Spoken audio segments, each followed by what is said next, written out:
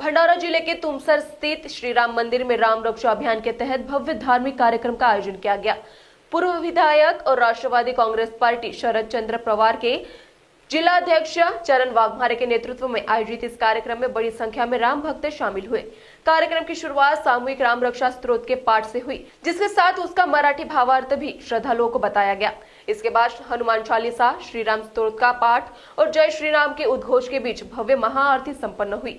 कार्यक्रम के बाद श्रद्धालुओं को प्रसाद और केले वितरित किए गए। इस अवसर पर पूर्व विधायक चरण वाघमारे ने कहा कि देश भर के मंदिरों का प्रबंधन व्यवस्थित और पारदर्शी होना चाहिए। उन्होंने शेगांव के श्री गजानन महाराज संस्थान की व्यवस्था को आदर्श बताते हुए अन्य मंदिरों को भी उससे प्रेरणा लेने को कहा है।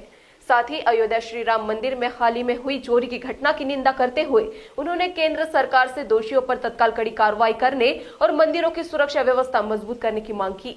कार्यक्रम में बड़ी संख्या में श्रद्धालु, महिलाएं और युवा वरिष्ठ नागरिक उपस्थित रहे। NTV 24 के लिए भंडारा से रूपेश मेश्राम की रिपोर्ट। अयोध्येच्या राम मंदिरामध्ये ही रानाची चोरी झाली, या संदर्भात देशभरात जगामध्ये वेगवेगळ्या प्रतिक्रिया उमटलेल्या आहेत। मुळात सुप्रीम कोर्टाने जो निर्देश दिले होते की केंद्र सरकारने ट्रस्ट गठीत करावा आणि केंद्रीय मंत्रिमंडळाने त्याला मंजुरी द्यावी, त्याप्रमाणे मोदीजीच्या सरकारने तो ट्रस्ट गठीत केला आणि त्या ट्रस्टच्या सुपरविजनमध्ये जर राम मंदिरात चोरी होत असेल तर मला हे म्हणायचं होतं, आज या ठिकाणी आम्ही राम रक्षा स्तोत्राचं गायन यासाठी केलेलं आहे की भगवान श्रीरामांनी ज्या मर्यादा जपल्या त्या मर्यादाची आठवण केंद्र सरकारच्या ट्रस्टला झाली असती तर कदाचित राम मंदिरात चोरी झाली नसती आणि म्हणून भगवान श्रीरामांनी या मर्यादा त्या काळामध्ये जपल्या। प्रभू श्री रामचंद्राचं नाव घेऊन या देशामध्ये अनेक लोक राजकारण करत आहेत। किमान त्यांच्यापासून जर प्रेरणा घेतली असती, त्यांच्या मर्यादा आठवणीत राहिल्या असत्या तर कदाचित त्या ठिकाणी चोरी झाली नसती। माझी मागणी आहे केंद्र सरकारला, या देशामध्ये एकदम सुंदर असा ट्रस्ट ज्याच्यावर पूर्ण विश्वास आहे, ज्याच्यावर कुठल्याही प्रकारचे आरोप नाही, आपल्या महाराष्ट्रातला संत श्री शेगावचा ट्रस्ट आहे। शेगावच्या गजानन महाराज ट्रस्टला त्या अयोध्येच्या राम मंदिराच्या ट्रस्टची जबाबदारी सोपवावी, जेणेकरून भविष्यात तरी होणार नाही आणि भगवान श्रीरामाने ज्या मर्यादा जपलेल्या आहेत, ज्याला मर्यादा पुरुषोत्तम राम आम्ही म्हणतो, त्या मर्यादा जपण्यावर कोणाचाही आक्षेप असणार नाही आणि निष्ठा कायमची टिकून राहील।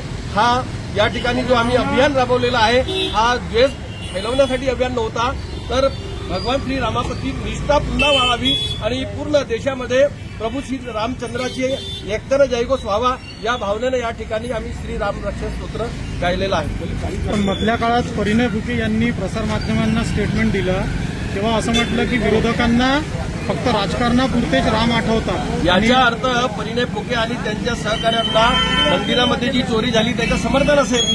हे समर्थन करत असतील तर अशा लोकांवर सुद्धा कारवाई झाली पाहिजे। केंद्र सरकार का झोपी गेली आहे का? केंद्रीय मंत्रिमंडळानं तिथला ट्रस्ट निर्माण केला तर लोक आरोप कोणावर करतील? आपल्या घरात चोरी झाली म्हणून आपण शांत बसायचं का? अटल बिहारी वाजपेयीचे जे सुविचार आहेत ते जागोजागी घुमत आहेत, सोशल मीडियावर फिरत आहेत। त्यांनी किमान श्रद्धेय अटलजीची आठवण करावी की अटलजींनी जे म्हटलं होतं की एखाद्या घरी जर नेहमी लेकरीचा सहवास असेल आणि कुत्रा जरी चौकीदार म्हणून त्या ठिकाणी बसत असेल तर कुत्रा ज्याला ओळखतो त्याच्यावर भुकत नाही। मग ओळखीचेच लोकांनी जर त्या राम मंदिराची चोरी केली असेल म्हणून हे भुकत नसतील, म्हणूनच परिणय फुकेंनी अशा प्रकारचं स्टेटमेंट केलेलं आहे। त्या स्टेटमेंटमधून हे सिद्ध होते की त्यांनी चोरीचं समर्थन केलेलं आहे। मग निष्पक्ष चौकशीची SIT शासनाने गठीत केली। अनेक संघटनेच्या लोकांनी SITचा जो तपास आहे तो जाहीर करण्याची मागणी केली। आतापर्यंत SITने तपास जाहीर केलेला नाही।